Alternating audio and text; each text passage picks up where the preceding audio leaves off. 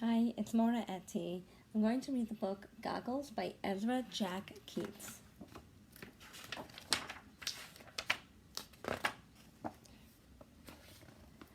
Archie, look what I found! Peter shouted through the pipe. Motorcycle goggles!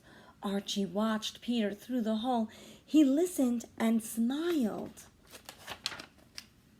Peter ran to the hideout and put on the goggles. Aren't they great? He asked. Archie smiled and nodded. Peter said, let's go over to your house and sit on the steps. Archie nodded. They started off, and suddenly some big boys appeared. Give us those goggles, kid. No, they're mine, Peter said. His dog, Willie, growled. Archie, hold Willie, said Peter. Peter stuffed the goggles into his pocket, and he put up his fist.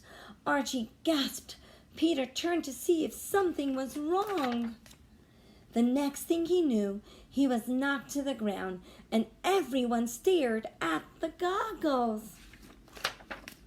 Before anyone could move, Willie snatched the goggles and ran through a hole in the fence. The big boys chased after him. Meet you at the hideout, whispered Peter.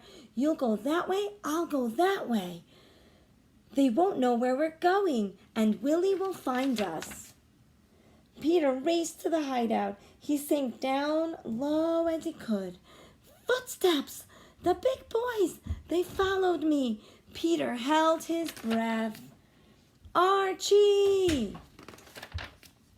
Archie looked through the hole. There were the big boys, and there was Willie. They would see him. Archie stared at the pipe, and suddenly he spoke. Here, Willie, through the pipe, fast! Willie! He's coming through there.